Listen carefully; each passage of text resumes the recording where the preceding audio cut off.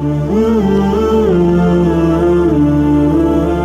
قبر ملے گی تو قبر کے اندر 3 سوال بھی کیے گئے. آج میں ان سوالوں کے اوپر تھوڑی سی روشنی ڈالوں گا. سوال ان 3 سوالوں کی تیاری کر لیجیے کہ جس بندے نے ان 3 سوالوں کی تیاری کر لی تو دنیا کے اندر کامیاب. اور اس میں وہ جو 3 سوال ہر شخص سے پوچھے جائیں گے, نیک ہو یا بد ہو, اس سے پوچھا جائے گا. کہنے کو تو بڑے بندہ ایسے ہی پڑ جاتا ہے, حدیث ہے کہ جی قبر کے اندر رکھا جائے گا, منکر نکیر آئیں گے, اس کو بٹھائیں گے, بٹھا کر اس سے پوچھیں گے من ربک کا, تیرا رب کون ہے. فرشتہ دوسرا سوال پوچھتا ہے, ما دینک کا, تیرا دین کیا ہے, کس راستے کے اوپر چلتا ہے. تیسرا اور اہم سوال, ما كنت تقول في هذا الرجل محمد صلی اللہ علیہ وسلم, محمد علیہ السلام کے متعلق آپ کا اعتقاد.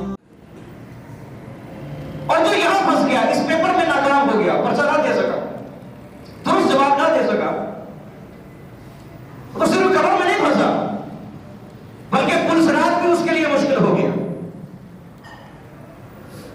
اس کے اعمال کو جب میزان پر تولا جائے گا تو مشکلات کے اندر گرا ہوگا. اس بندے کا نامہ اعمال اس کے دائیں نہیں بلکہ بائیں ہاتھ پر رکھ دیا جائے گا. یعنی اس کے لیے اب مشکلات ہی مشکلات ہیں. میرے بھائیوں, میرے دوستو, قبر ایک ایسی چیز ہے کہ جس کے متعلق اللہ تعالیٰ کے وعدے ہیں.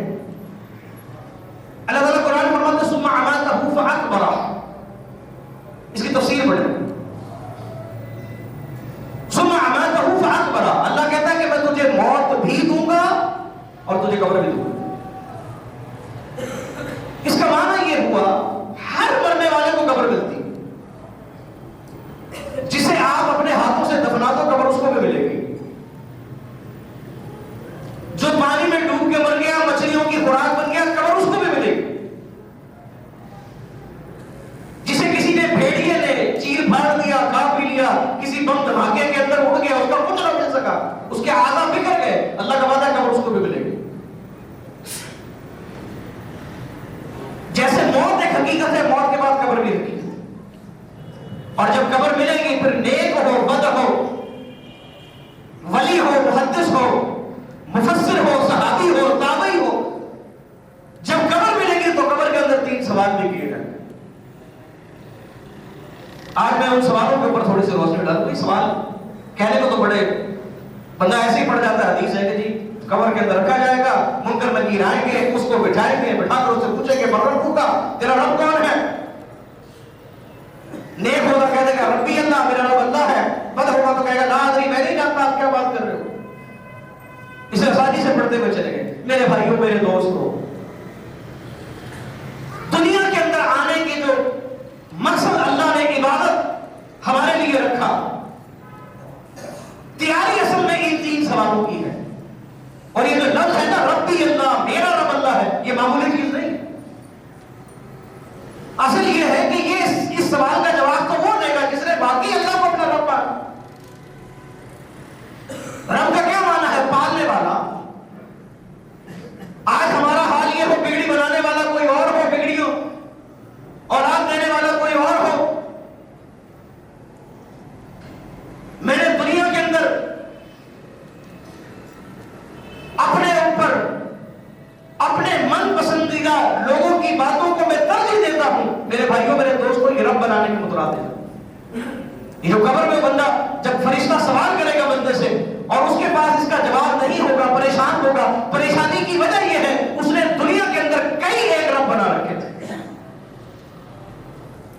کئی ایک اس نے رب بنا رکھے تھے.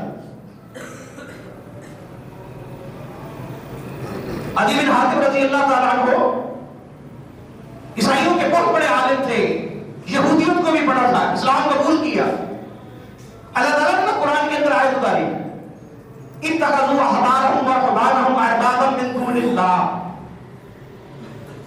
اللہ نے نصارہ کے متعلق, یہودیوں کے متعلق اللہ نے بیان فرمایا کہ انہوں نے اپنے احبار کو اور رہبان کو اپنا رب بنا لیا. حضرت علی آئے رضی اللہ تعالیٰ عنہ کا, یا رسول اللہ صلی اللہ علیہ وسلم, میں نے عیسائیوں کو پڑھا ہے, میں یہودیت کو جانتا ہوں, میں نے تورات بھی پڑھی ہے, میں نے انجیل بھی پڑھی ہے. یہ جو اللہ نے قرآن کے اندر فرمایا کہ انہوں نے اپنے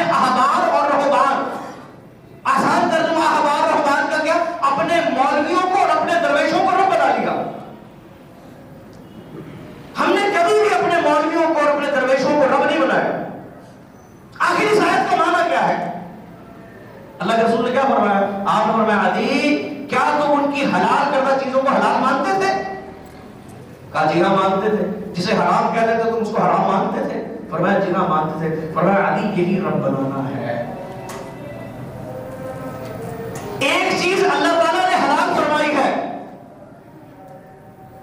اللہ نے کسی چیز کو حرام قرار دیا ہے، اس کے مد مقابل اگر کوئی بندہ کسی بندے کی اس فتوے کو لے لے کہ یہ حلال کہتا ہے رب حرام کہتا ہے، اس کا جی چاہتا ہے کہ میں کر لوں، رب نے منع فرمایا، میرے بھائیوں میرے دوستوں یہی رب بنانا ہے۔ یہ جو ربی اللہ ہے نا، ربی اللہ یہ چھوٹی چیز نہیں ہے۔ جس بندے نے بھی توحید کا اقرار کیا، اپنے خدا کو اپنے اللہ کو اس نے اپنا رب مان لیا، اس کے اوپر پریشانیاں بھی آئیں گی، مسائل بھی آئیں گے، مسائل میں بھی گرے گا، کاروباری تنگی بھی ہو سکتی ہے، رشتہ داریوں کے اندر ناچاکی بھی اس بنیاد کے اوپر ہو سکتی ہے، لیکن اصل چیز یہ ہے کہ تو نے اپنے اس امتحان سے گزرنا ہے، پیپر دینا ہے، قبر میں تجھ سے سوال کیا جائے گا، من ربو کا، بتا تیرا رب کون ہے؟ میرے بھائیوں میرے دوستوں اس کی تیاری کرنی ہے، اور تیاری کیسی ہو؟ آئیے محمد رسول اللہ صلی اللہ علیہ وسلم کی سیرت اٹھا کر دیکھیں۔ حضرت علی رضی اللہ تعالیٰ کے دور خلافت میں آپ اکثر پوچھا کرتے تھے من اشجع الناس، لوگوں جانتے ہو نبی کے صحابہ کے اندر، امت مسلمہ کے اندر سب سے زیادہ بہادر کون ہے؟ آپ کے ساتھی کہا کرتے تھے امیر المومنین ہم نے نبی کے ساتھیوں میں سب سے زیادہ بہادر آپ کو پایا۔ حضرت علی کیا کہا کرتے تھے؟ کہتے تھے ہاں ہاں میں بہادر تو ہوں، سب سے زیادہ بہادر نہیں۔ اچھا پھر سب سے زیادہ بہادر کون ہے؟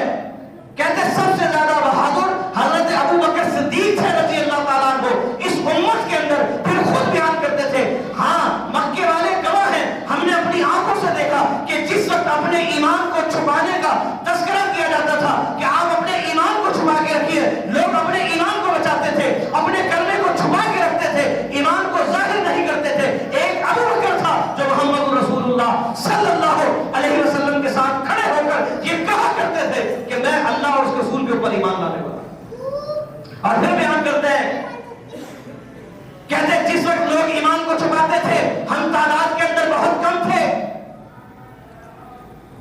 ایک مرتبہ جناب محمد رسول اللہ صلی اللہ علیہ وسلم کو کفار نے گھیرا، یہ ابو جہل، یہ ابو لہب، یہ جتنے بھی دین کے بڑے دشمن تھے اللہ کے رسول علیہ السلام کو گھیر کر کھڑے ہوئے تھے، اور ان کا ارادہ یہ تھا کہ اللہ کے نبی علیہ السلام قتل کر دیں۔ اللہ اکبر کبیرہ، پیارے پیغمبر علیہ السلام بیت اللہ کے قریب حرم کے اندر موجود ہے، اور یہ سارے اللہ کے نبی علیہ السلام کے اوپر ٹوٹے ہوئے، پیارے پیغمبر علیہ السلام کے گلے کے اندر چادر ڈال کر ابو جہل اس چادر کو بل دینا شروع کر دیا۔ کسی آنے والے نے آ کر بتایا ابو بکر محمد علیہ السلام آپ تکلیف میں ہیں، آج کفار کا ارادہ کوئی اچھا نہیں لگ رہا، قریب ہے اللہ کے پیغمبر علیہ السلام کو شہید کر دیا جائے، ایسے گھیر کر کھڑے ہیں۔ حضرت علی فرماتے ہیں یہ ابو بکر صدیق تھے رضی اللہ تعالیٰ عنہ، جیسے ہی سنا دوڑتے ہوئے گئے اور آنکھوں سے آنسو بہ رہے تھے، اور جا کر ایک دم ان سارے کفار کے اوپر حملہ کر دیا، اور کیفیت یہ تھی انہوں نے محمد رسول اللہ صلی اللہ علیہ وسلم کو چھوڑ کر ابو بکر صدیق کے اوپر ٹوٹ پڑے۔ پھر کیا تھا جو ابو بکر کے ہاتھ آتے ابو بکر ان کو مارتے، اور یہ سارے کے سارے ابو بکر صدیق کے اوپر ٹوٹ پڑے تھے۔ اس وقت ابو بکر صدیق کی آنکھوں سے آنسو جاری تھے، اور وہ اللہ کے رسول علیہ السلام سے ان لوگوں کو دور کرتے ہوئے، لڑتے ہوئے اپنی جان تک کی پرواہ نہ کی۔ اس وقت ایک جملہ ابو بکر صدیق بار بار کہہ رہے تھے اتقتلون رجلا ان یقول ربی اللہ، کہ تم ایک بندہ اللہ کے بندے کو اس لیے قتل کرنا چاہتے ہو کہتا کہ میرا رب اللہ ہے۔ کیا معنی ہے اس کا؟ اللہ کے پیغمبر علیہ السلام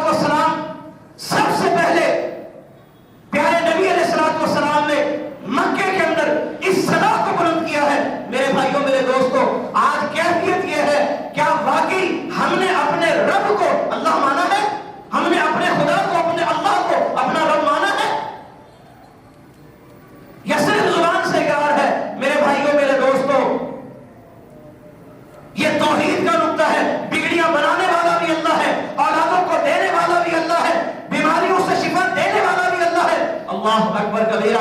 माल को देने वाला भी अल्लाह है, पूरी कायनात को पैदा करने वाला भी अल्लाह है। हर मामले के अंदर हम अल्लाह तबारक व तआला की तौहीद अल्लाह अकबर कबीरा उसका इकरार करते हैं। जो इकरार करे असल में ये उस इम्तिहान की तैयारी कर रहा है, उस पर्चे की तैयारी कर रहा है जो कब्र में से सबसे पहले पूछा जाएगा, मन रब्बुका, तेरा रब कौन, तेरा रब है कौन। मेरे भाइयों मेरे दोस्तों, ये मौत एक ऐसी चीज है, प्यारे पैगंबर ने सलातो सलाम आपने इसका कई अंदाज से अल्लाह के नबी अलैहि सलातो सलाम ने सिखाया और बतलाया, तैयारी करने का हुक्म दिया। किस तरह से तैयारी की करोगे अल्लाह के रसूल अलैहि सलातो सलाम ने सिखाया भी है। हदीस के अंदर आता है ना कि जब बंदा पैदा होता है उसकी मौत उसके साथ होती है। ये खुशी में है मौत साथ है, ये गम में है मौत साथ में है, ये सो रहा मौत साथ है, ये सफर में है मौत साथ है, ये हज़र में है इसकी मौत इसके साथ है। मेरे भाइयों मेरे दोस्तों, ये मौत एक ऐसी वफा वाली चीज है अल्लाह अकबर कबीरा जिसने रहना साथ साथ साथ साथ। सिर्फ एक अल्लाह का हुक्म होगा,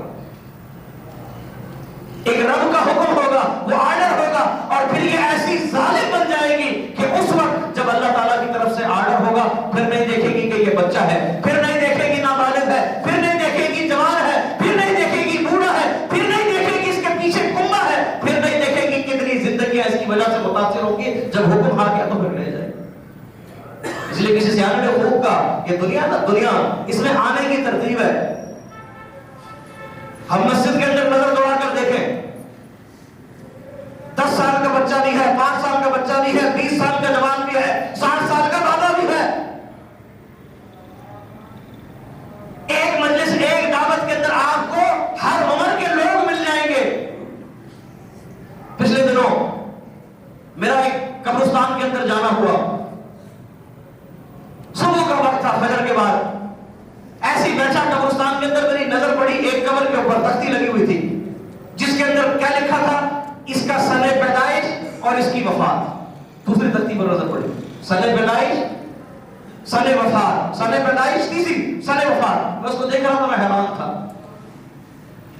कोई फौत हो गया उम्र कितनी थी, 2 साल, कोई फौत हो गया उम्र कितनी थी, 10 साल, कोई फौत हो गया उम्र कितनी थी, 8 साल, कोई फौत हो गया उम्र कितनी थी, 1 साल, कोई फौत हो गया उम्र कितनी थी, 50 साल, कोई फौत हो गया कोई मिला से कम जिसकी उम्र थी 60 से ज्यादा 65 साल, कोई बड़ा हुआ 75 साल।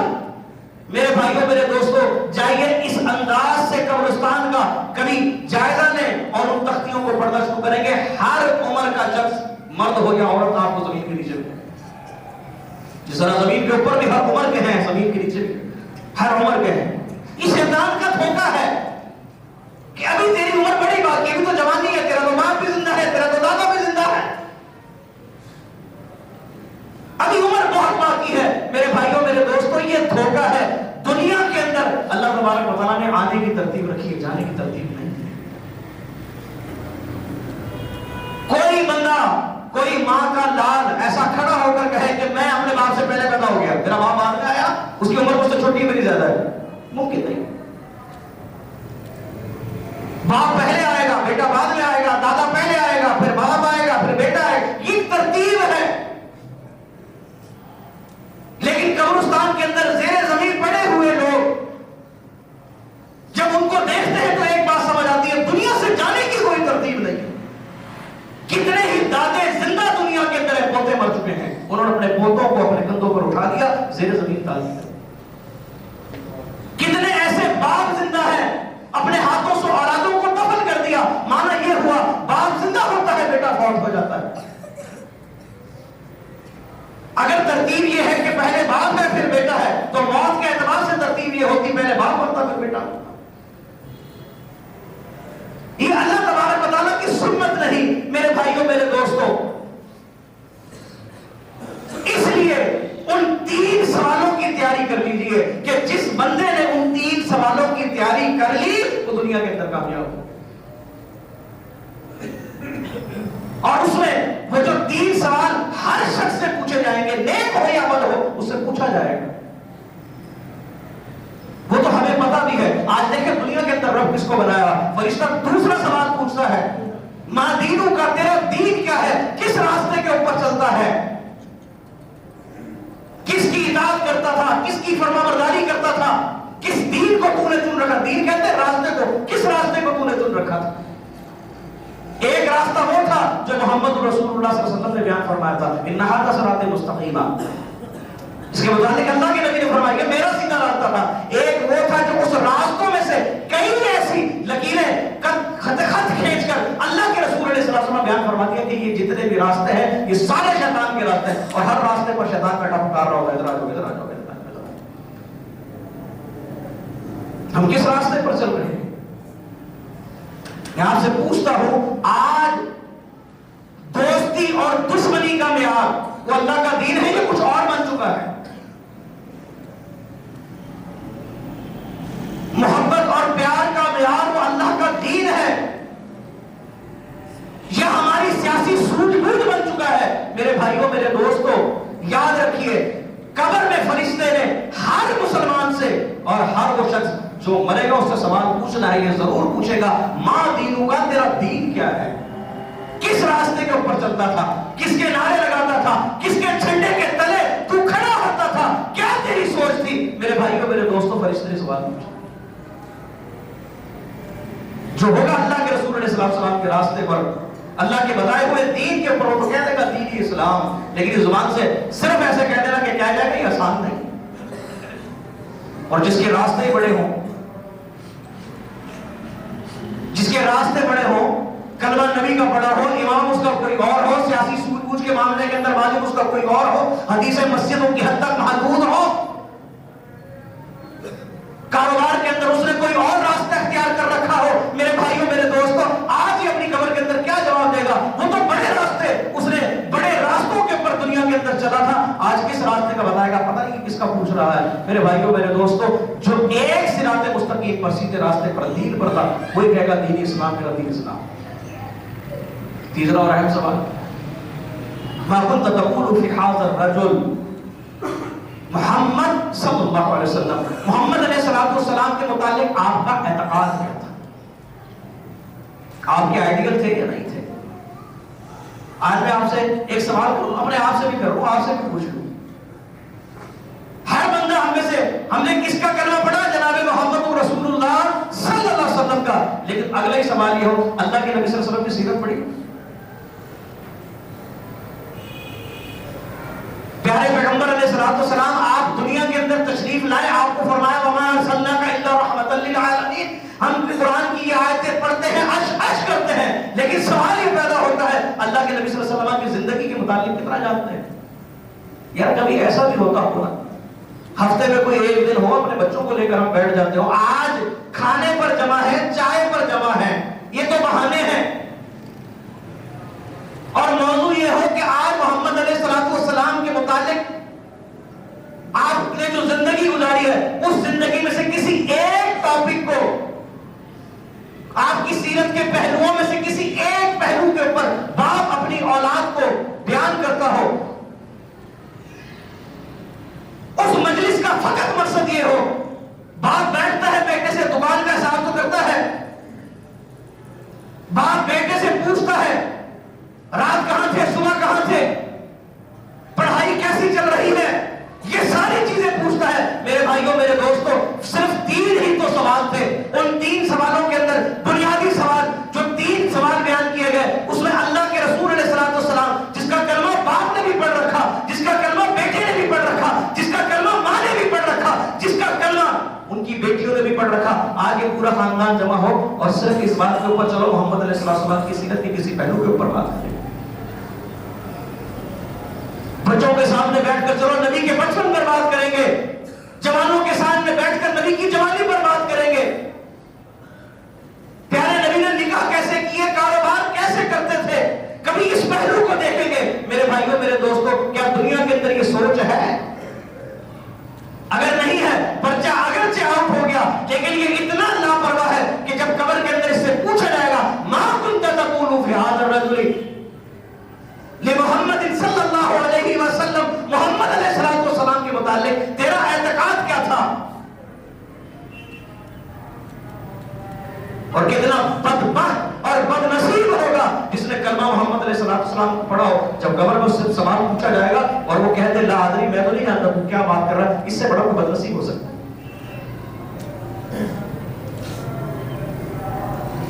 मेरे भाइयों, मेरे दोस्तों, ये है असल में करने वाला काम।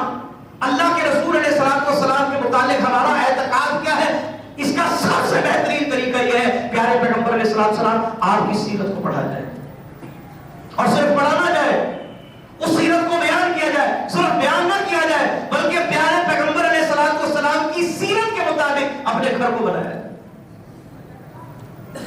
औलादों की तरबियत हो प्यारे पैगंबर अलैहिस्सलाम की सीरत के मुताबिक। अक्सर मेरे पास आते हैं वालिदैन आकर कहते हैं औलादें हमारी बात नहीं सुनती। बुनियादी वजह क्या है?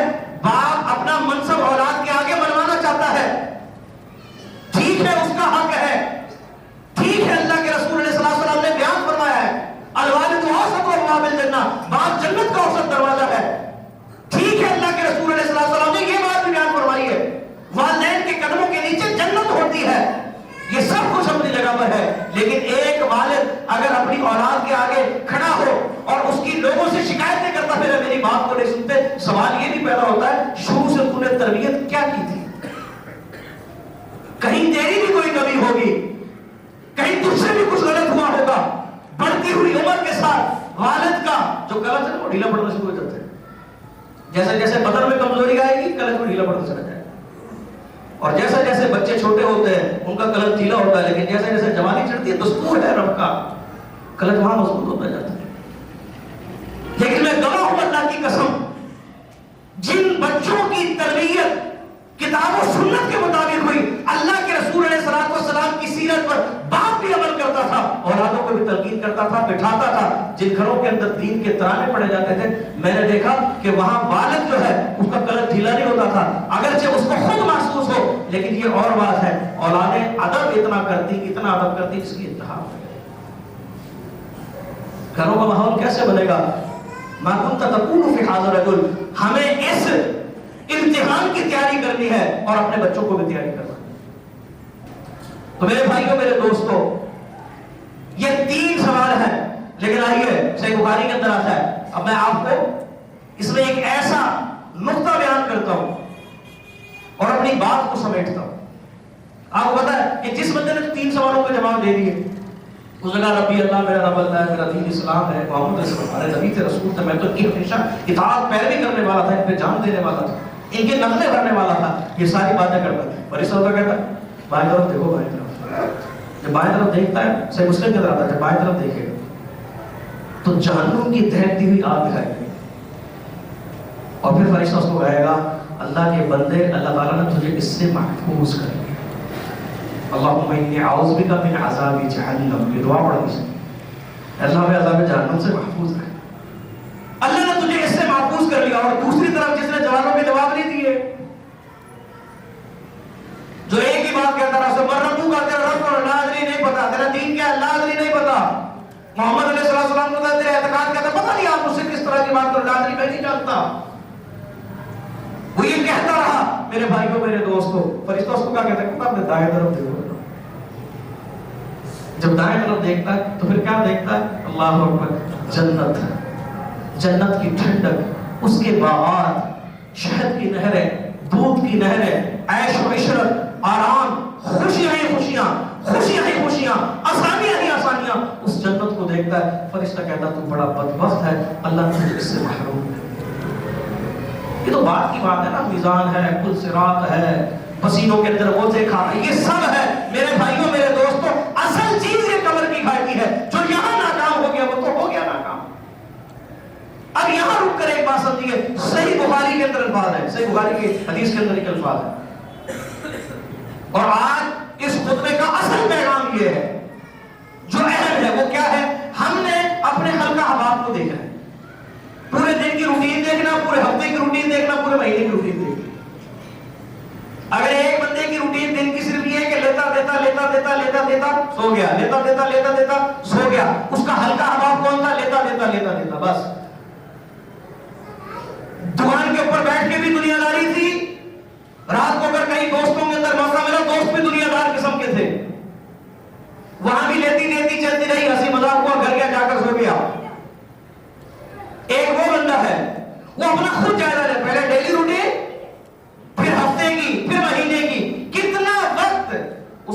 داروں کو دیا ہے؟ اس کی بنیادی وجہ یہ کہ جو بندہ سوالوں کے جواب نہیں دیتا، جو جنت سے محروم ہوتا ہے، فرشتہ اس کو ایک بات کہتے ہیں. عام طور پر جب یہ حدیث پڑھی جاتی ہے تو 3 سوالوں کی بات کی جاتی ہے. حالانکہ جہاں یہ حدیث کا اختتام ہو رہا ہے، وہ فرشتہ کیا کہتا ہے؟ فرشتہ کہتا ہے لا دریتا ولا طلیتا. فرمایا نہ تو تو نے علم حاصل کیا، نہ علم والوں کے ساتھ رہا، نہ تو نے دین کو پڑھا، نہ دینداروں کے ساتھ رہا، نہ تو نے سمجھا، نہ سمجھ بوجھ والوں کے ساتھ رہا. میرے بھائیوں، میرے دوستوں، یہ جو جملہ ہے نا، جو بندہ قبر کے اندر ناکام ہو، اس کی ناکامی کی اصل وجہ یہ ہے کہ وہ بندہ نہ تو دین سیکھنے والا ہوتا ہے، نہ دینداروں کے ساتھ رہتا ہے. سب سے بہترین دوست وہ ہے جو آپ کی آخرت اور عاقبت سنبھالنے کے لیے کوشش کرتا ہے. اس سے اچھا دنیا کے اندر آپ کو دوست نہیں مل سکتا. ایک طرف وہ جو آپ کو کروڑوں کا فائدہ دے، ایک طرف وہ جو آپ کے ایمان کی پرواہ کرے. اللہ کی قسم سب سے بہترین آپ کے لیے اس کے اندر کون ہے؟ کروڑوں والا نہیں، جو آپ کے ایمان کی فکر کرے. اس لیے اپنا ہلکا حوال دیکھیں. دنیا کے اندر 3 قسم کے لوگ ہیں، 3 قسم کے. ایک بندہ وہ ہے جو دین کا سکھانے والا ہے، بہترین بندہ ہے، اللہ نے اس کو شعور دیا ہے، اتنا ذہین ہے، لوگوں کو دین سکھاتا ہے. دوسرا کون ہے؟ جو دین سیکھتا ہے. سکھانے کی صلاحیت نہیں، سیکھنے کی صلاحیت موجود ہے. لیکن ایک بندہ میری طرح کا سادہ سا ہے، وہ کہتا ہے نہ تو سکھانے کی صلاحیت ہے، نہ سیکھنے میں دماغ چلتا ہے. اللہ اکبر کبیرہ. تو وہ کیا کرے گا؟ اس سب سے بہترین بن جائے گا سیکھنے اور سکھانے والوں کے ساتھ بیٹھ جائے. سیکھنے سکھانے والوں کے ساتھ بیٹھ جائے. میرے بھائیوں، میرے دوستوں، اب جو بندہ چاہتا ہے کہ میں اس امتحان سے پاس ہو جاؤں، قبر میں 3 سوالوں کے جواب دے دوں، اس کا جو مغز ہے وہ صرف یہ ہے کہ آج سے ہم اپنا ہلکا حوال دیکھ لیں. یار کبھی ایسا بھی تو ہو نا، چلو ٹھیک ہے، دوست ہیں ان کے اندر دینی سوچ بوجھ نہیں، دین کی بات، اللہ نے تجھے تو دینی شعور دیا، تو ہی بات کر. اور اپنے من کو بھرنے کے لیے کبھی کسی عالم دین کے پاس بغیر کسی لالچ و طمع کے، بغیر کسی ضرورت کے، تیرے دل میں اگر لالچ بھی ہو، طمع بھی ہو، تو کس چیز کے لیے پیدا ہو؟ وہ یہ ہو کہ میں اس کے پاس جاؤں گا، کوئی نصیحت کر دے. آپ کو ایسی کئی روایتیں ملیں گی. اللہ کے نبی صلی اللہ علیہ وسلم کے پاس صحابہ آتے تھے، صرف اللہ کے رسول دین سکھاتے وہ نہیں سیکھتے تھے، اللہ کے رسول سے کہتے تھے اوصنی یا رسول اللہ صلی اللہ علیہ وسلم، اللہ کے رسول وصیت فرمائے. آج اگر کوئی بندہ کسی عالم دین کے پاس جا کر بیٹھا، 2 گانا ہو کر بیٹھے، کسی دیندار نیک درویش کے پاس جا کر بیٹھے، کوئی وصیت کرے میرے دل کو دین کے نور سے منور فرمائیے. یہ اللہ کے نبی علیہ السلام کے صحابہ کی سنت تھی. آپ نے مشہور حدیث سن رکھی کہ جس میں اللہ کے نبی نے بندے کو کہا لا تغضب لا تغضب لا تغضب، 3 مرتبہ بیان فرمایا تھا. وہ روایت ہے کیا؟ اس نے 3 مرتبہ اللہ کے نبی سے کہا اوصنی یا رسول اللہ، اللہ کے رسول مجھے وصیت فرمایا. آپ نے کہا فرمایا غصہ نہیں کرنا. فرض کرنا میرا، اس نے پھر پوچھا، آپ نے پھر یہی کہا. فرض کرنا میرا، اس نے پھر پوچھا، اللہ کے نبی نے پھر یہی کہا. اس حدیث سے جو بات سمجھ آتی ہے، ایک یہ غصہ نہیں کرنا، دوسری بات کیا سمجھ آتی ہے؟ صحابی کی سنت کیا تھی؟ اللہ کے نبی کے پاس جا کے یا رسول اللہ وصیت. تو اپنے حلقہ احباب کو دیکھو، سردی ہو یا گرمی، حیدرآبادیوں کا مزاج ہے. ہماری مسجدیں کم آباد ہوتی، ہوٹل زیادہ. سردی کے اندر بھی ہوٹل تھی، مسجد کے اندر عشاء میں نہیں ہے، سردی زیادہ ہے. فجر میں نہیں آتا نہیں ہے، سردی زیادہ ہے. اصل میں نا بہت ٹھنڈ تھی تو میں نے گھر کے اندر ہی نماز پڑھ لی. 11:30 بجے وہ ٹھیک پہنچا پڑا تو ہوٹل کے اوپر بیٹھا. سردی گرمی اس کو فکر ہی کیا، تو روز کی روٹین ہے، تھوڑا اللہ اللہ کہ دماغ فریش کر. اس کا معنی یہ ہوا کہ دماغ فریش کرنے کے لیے ہوٹلوں کو ہم آباد کر دیتے ہیں. میرے بھائیوں، میرے دوستوں، یہاں سمجھنا چاہیے، ٹھیک ہے مجالس لگے، لیکن سبق یہ ہے اس مجلس کا کوئی فائدہ نہیں. بلکہ حدیث کے اندر آتا ہے کہ ایسی مجلس جس مجلس میں اللہ اور اس کے رسول کا تذکرہ نہ ہو، میرے نبی نے فرمایا وہ مجلس ہیچ ہے، بیکار ہے، اس کی کوئی حیثیت ہی نہیں ہے. اور جس مجلس کے اندر اللہ اور اس کے رسول کا تذکرہ ہو، سب سے بہترین مجلس وہ ہے. کیونکہ اللہ نے بعض فرشتوں کی ڈیوٹی یہ لگائی ہوتی، وہ تو ایسی مجلسوں کو ڈھونڈ رہے ہوتے ہیں اور مجلس نہیں مل سکتی. اس لیے اپنے حلقہ احباب کو پاک کیجیے. اپنے گھر میں اگر آپ باپ ہیں، آپ کی بہت زیادہ رسپانسبلٹی ہے باپ بننا، کہ میں باپ بن گیا ہوں. غصہ کرنا ہی فقط اس کا کام نہیں ہے، کاروبار کروانا فقط اس کا کام نہیں ہے، اولادوں کی شادیوں کی، ان کی تعلیم کی فکر کرنا اس کا کوئی کام نہیں ہے. یہ بہت بڑی ذمہ داری ہے. اور اس ذمہ داری کے اندر جو اہم ذمہ داری ہے وہ یہ ہے کہ اپنے بچوں کی دین کے اوپر تربیت ہو. یہ سوالوں کی تیاری تو ہو جائے گا. اللہ تبارک و تعالیٰ سے دعا کریں رب العالمین مجھے اور آپ کو کتاب و سنت